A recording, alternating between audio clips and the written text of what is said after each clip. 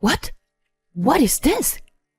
After finishing the care for my parents who had been in a traffic accident, I hurried home, only to find something waiting for me at the entrance that was not my husband, who I had expected to be worried about me. It was a pair of red women's shoes, not mine, nor my mother-in-law's, but a design of youthful, feminine high heels. Exhausted from the care, I collapsed at the entrance as if I had been struck with a blunt object to the back of my head by the shock. The situation continued to add insult for me, as I heard the voice of a man and a woman coming from the bathroom at the end of the hallway. The woman's moaning voice pierced my ears as it passed through the hallway to the entrance. In that moment, I remembered the days when I had been scolded and ridiculed by my husband, and one possibility crossed my mind. I couldn't believe it. I don't want to believe it. I was confused, but I tried to brace myself and nervously headed towards the bathroom. Would it become the worst story I could imagine? Or just a misunderstanding that would become a laughing matter later? I couldn't abandon my faint hope yet. As I arrived in front of the bathroom door, I heard the laughter of the men and women inside. My heart beat so loudly that I couldn't believe it. I reached out my trembling hand to the door that separated us. My name is Margaret, and I am a housewife. My husband Henry and I met through a traditional arranged marriage, in which our parents introduced us. My father and his father knew each other from college, and they sympathized with each other's family businesses, so they became close friends. My husband's family business had been near bankruptcy in the past, but now it is doing well. My husband was to take over the family business, so he asked me to quit my job. Although I liked my job, I agreed to become a housewife for him. My in-laws were also nice people, and we often had meals and went shopping together even when my husband was not around. I think we had a very good relationship with both my in-laws and my husband before we got married. However, my husband completely changed after we got married. He often came home late, and we couldn't have a decent conversation. He never apologized or explained why he was late or why he didn't contact me. I had to cook dinner every day and wait for him, not knowing if he would come home or eat outside. But when he did come home, he would complain about the food I had prepared or just ignored me. Since I was always criticized, I was always on edge while doing household chores. At first, I was just bewildered, but after several weeks of this, anger began to well up inside me. Why? Why would you do something like this? Don't you know I have taken the time and effort to make those dishes? Shut up. The ingredients were bought with my money, so it's my right. Despite my numerous protests, my husband continued to act this way. It's my money, my contribution. Don't act all high and mighty when you don't even work. He would constantly throw such words at me. Before I knew it, our conversations as a couple had almost disappeared, and every time we met, my husband would insult me. Hey, Henry, did I do something? Can you tell me why you were acting like this? Even if I asked, my husband would just ignore me. The living room was filled with a heavy and dark atmosphere that I didn't feel like newlywed. What happened to my once kind-hearted husband in such a short period of time? Even though I became a housewife at his request. I had no idea what caused my husband to change so drastically. I was exhausted from such days with my husband, and the idea of divorce had crossed my mind several times. I thought about consulting with my parents and in-laws, but I couldn't bring myself to do it, because I thought the problem might be my fault as well. I also thought that it wasn't appropriate to talk about problems between couples to our parents. Thinking that way, I couldn't talk to anyone. Besides, when I recalled the peaceful and happy days with my husband before we got married, I couldn't bring myself to divorce him. As I continued to struggle with myself, my husband continued to throw me insults. feeling at my wits' end with such days.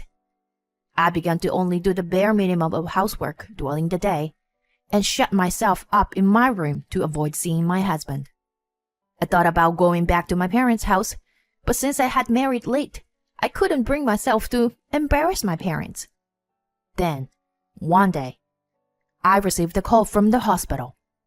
It was to inform me that my parents had been in a traffic accident and had been taken to the hospital. I hurried to the hospital, and there were my parents, who were wearing bandages and looked painful. According to the doctor, their injuries were not life-threatening, but they would have difficulty with their daily activities for a while. Although it wasn't bad enough for a long hospitalization, both of them seemed to have hit their head. Since they had injured their legs as well, it would be better if someone in the family could take care of them. The doctors also said that if my parents wished, they could receive physical therapy at the hospital. However, I respected my parents' opinion of wanting to spend their recovery time at home instead of an unfamiliar hospital. As a result, it was decided that I would accompany them and take care of them at home. Since I had rushed out of the house when I received the call, I went home to pick up my things to stay at my parents' house. I packed the bare minimum of clothes and necessities into a carry-on bag. It seems that my husband was puzzled by my hasty departure, so he came to peek into my room. When I explained the situation to him, that I would be leaving home for a while, he said, "Are you saying that you'll be taking care of your parents instead of doing housework? There's no serious health problem, is there? You are a full-time homemaker. And now you're giving up your only job?" My husband seems completely uninterested in my desire to be with my parents. I was so sad and frustrating that my husband belittles my parents. I felt like I had reached the limit of my current lifestyle, and maybe something could change if I separated from him. Anyway, I don't think I can come back for a while. See ya. I said that and headed to the hospital, ignoring my husband's insults. Although my parents had to be hospitalized for examination, they were lucky enough to be discharged in a few days because they were otherwise healthy. Few weeks passed since the accident. Then one day, while I was continuing to take care of my parents at home, I received a call from my cousin. She said she could come and help during her long vacation from work. With my cousin's help, I returned home earlier than planned.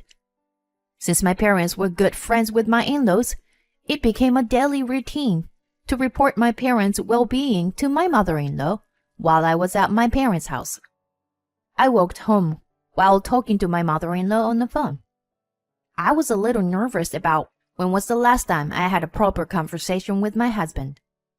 If we could return to the relationship we had before we got married, by physically living apart, that would be great. I opened the front door with such a faint hope in mind. However, what I found at the entrance froze me. It was a pair of women's bright red high heel. It was definitely not mine or my mother-in-law's. And the situation continued to worsen for me. I could hear a man and a woman's voice coming from the bathroom at the end of the hallway. The woman's moaning voice pierced my ears as it passed through the hallway and reached me at the entrance. Along with the feeling of sadness, there was also a sense of resignation that this was bound to happen.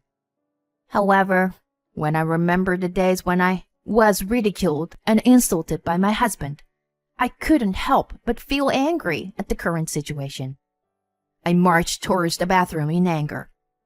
I grabbed the clothes of the two people I found in the dressing room and threw them into the hallway. Then I opened the bathroom door with a bang. Inside, my husband and the woman were embracing each other while naked. My husband made eye contact with me when he noticed me, but he didn't even try to pretend and continue what he was doing.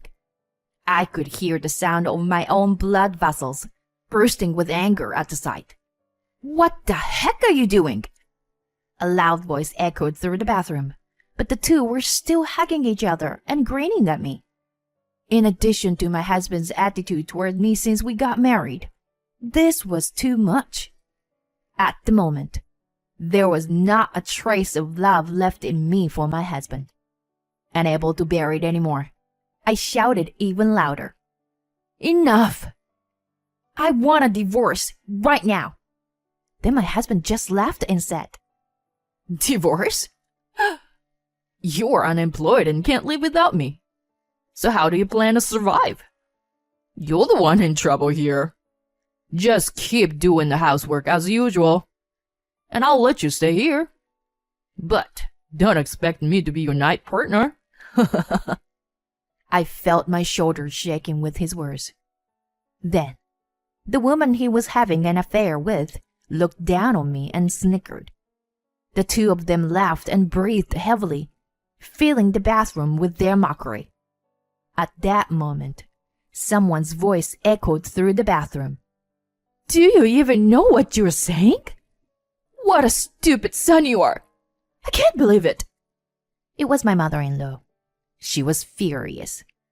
Surprised by her anger, my husband and his mistress froze in their tracks. Only I knew where this voice was coming from. Huh, you didn't notice, did you? I was on the phone with your mother the whole time.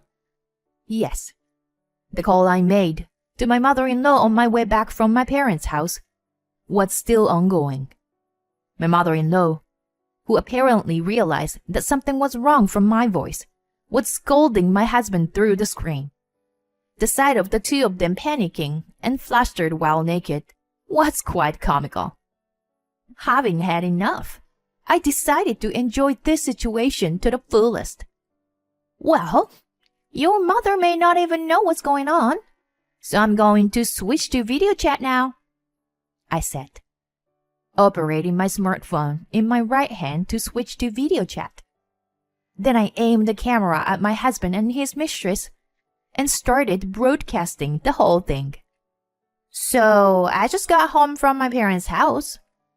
Then I heard a strange voice coming from the bathroom. So I went to check it out and found this situation. I was so surprised because my husband and his mistress were getting along so well, you know? Well, now they're taken aback by the sudden appearance of the camera and seems to lose their mood. Oh, are you too embarrassed? Oh, well, he began to looking for his clothes now.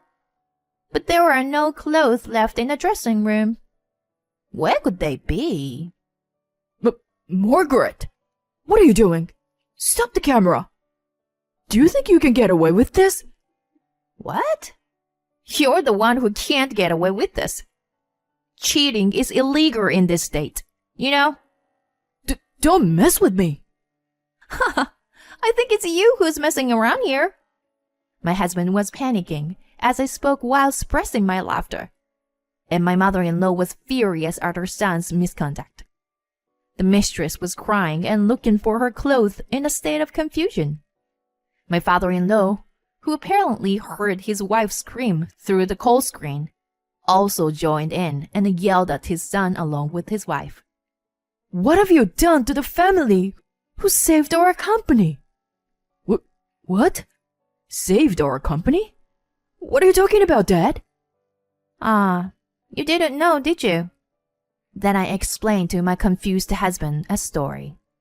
The story is about when my in-laws' family business was in trouble in the past. My father was the one who helped them financially and got them out of trouble. I asked both parents not to explain the circumstances to my husband when we were to meet for the matchmaking. I didn't want my husband to feel like he owed us something, and I wanted to establish a fair relationship. His parents had only introduced him to the daughter of an acquaintance from work. Now that the truth was revealed, my husband's face turned pale. If I had known, I wouldn't have done this. Why didn't you tell me earlier? What? So you're saying you behave differently depending on the other person's position? I knew it. I knew you were that kind of human being. You. How despicable. Seeing my husband's shoulders shake at his father's words, I came to a conclusion. The reason he made me a housewife was his strategy to establish dominance. I was just the one who did all the housework and acted as his punching bag for his stress. It wasn't because of something I did or because his feelings changed. He's always been this disappointing human being.